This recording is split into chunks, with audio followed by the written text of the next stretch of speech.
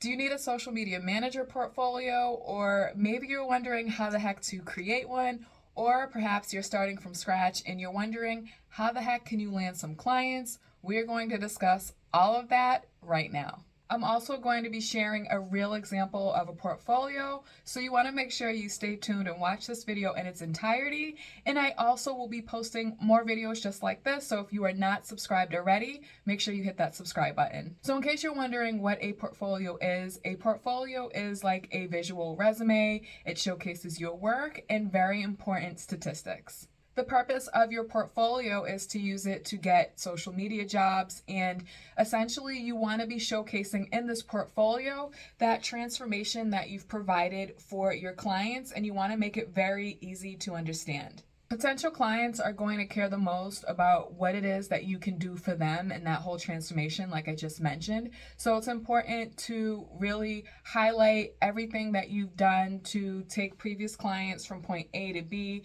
and don't be afraid to really showcase the levels of success that you've helped other people achieve, because that in turn will help you get lots of paying clients. And if you're in a position where you're starting from scratch and you don't have any client results at the moment, then you might want to consider bringing on a client in exchange for a testimonial. It shouldn't be anything long term, probably not anything more than a month, but bring on someone in exchange for a testimonial and let them know that you plan to use those results in your portfolio. So that is a workaround in case you've never worked with anyone before and you don't have any results that you can show in your portfolio. Now let's talk about the 5 things that you should be including in your portfolio. The first thing that you want to include is who you are and what you do. So for example, my name is Chris and I'm a social media manager and I help service-based businesses. So think of who it is that you help or the niche that you're in and talk about that in the beginning of your portfolio. And a quick tip, you should definitely consider picking a niche for your social media management services.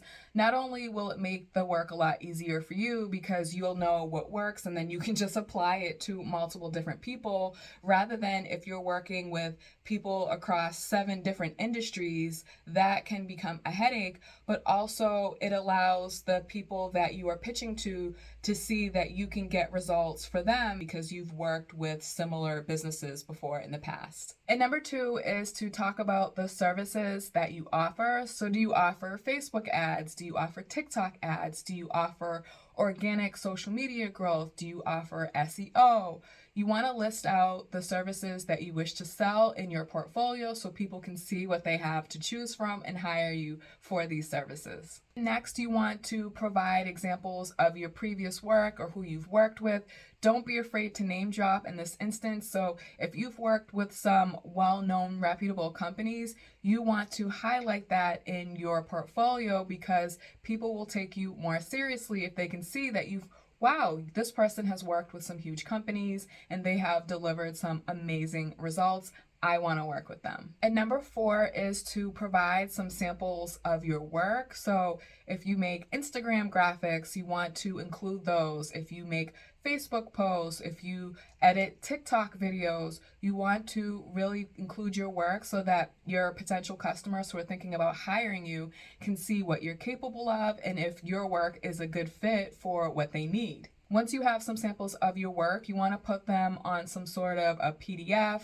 I love Canva, and I'm going to talk a little bit more about some actual examples that you can see for yourself, but you can neatly organize the graphics or the posts on a PDF, and you can even make them clickable if you want, so you can show a screenshot of the graphic and a person can maybe click on it and go to your Instagram or the person's Instagram and see all of the engagement that it's gotten in real time. So that's another thing that you can do to make it a more professional and interactive kind of portfolio. It's pretty cool to do it that way, actually. So I highly recommend that you do that. And number 5 is to talk about the transformation. And this is what's really going to make people want to open up their wallet and pay you some money. If you are really good at providing that transformation and really bridging that gap and taking customers from point A to B. So when I'm talking about transformation, I'm talking about things like, have you been able to help someone go from 10,000 views a month to maybe 50,000 views a month, or take someone from 2,000 followers to 7,000 followers in a month? Have you worked with someone in the past and you were able to increase their website clicks or their impressions or inbound requests or grow their email list? Think about this, make a list, and get those results and put them on your portfolio so people can see them. And it will really get them excited because these are the kind of results that individuals will want for themselves and their own business. Everyone cares about making more money and being more successful in their business. And if you can help people that, if you have proof of that, you definitely want to show that in your portfolio. Also, if you have any testimonials, these are also great to add to your portfolio because, again, you're adding that social proof. You're showing people that you've worked with, that were happy with the work that you've done, and you want to relay that message to new people who may be considering hiring you right now or in the future. It will get potential customers really excited to work with you if they can see that you've worked with people similar to them and they're giving you rave reviews. An example of a social media management portfolio. So that's the first page. And then when we go down to the second page, I am introducing myself and saying who I work with. So you definitely want to include a page just like that. And then, having a page or two with some of your results before and afters are really good. Some results, again, your services and the packages that you offer. These are just random packages that I put on here, but having a different package options. You don't want to have too many because you'll end up all over the place, but having maybe 1 to 3 options or maybe like 2 to 3 options are good to have so that people can make a choice. And then you can have a page where you talk about the types of companies or maybe even putting the logos of specific companies that you've worked for in the past. And I just want to emphasize how important it is to really highlight the results that you have gotten for people because that is what potential clients are really going to care about. So make sure if you have some screenshots to include them and don't just paste the screenshots, write a little description beneath the screenshots telling them exactly what it is. So if you were able to get a certain percentage of increase in profile clicks or website clicks or if you run Facebook ads, if you were able to get maybe 5x return on ad spend or 10x return on ad spend, make sure you include a little description down below or above the screenshot, just saying exactly what it is, because if it's a stranger, they might not understand or know what these screenshots mean. So just be as descriptive as possible so that people can get on the same page as you. And then you can have some sections where you are including samples of your work, and these can be clickable or not clickable, but if they're videos, I do definitely recommend that you make the video clickable. You can upload it to Vimeo or somewhere else, but just because on Canva, the graphics and videos are going to be a lot smaller.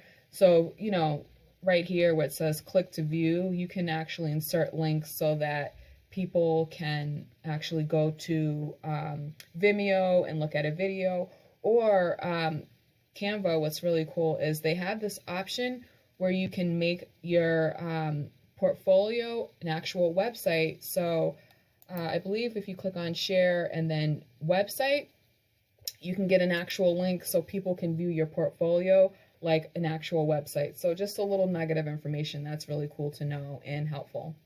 And as you start getting results for people, don't hesitate to ask for testimonials. It's actually better to do that as soon as you start getting good results because it's easier to get the testimonials when the client's really excited about what results they have gotten from you.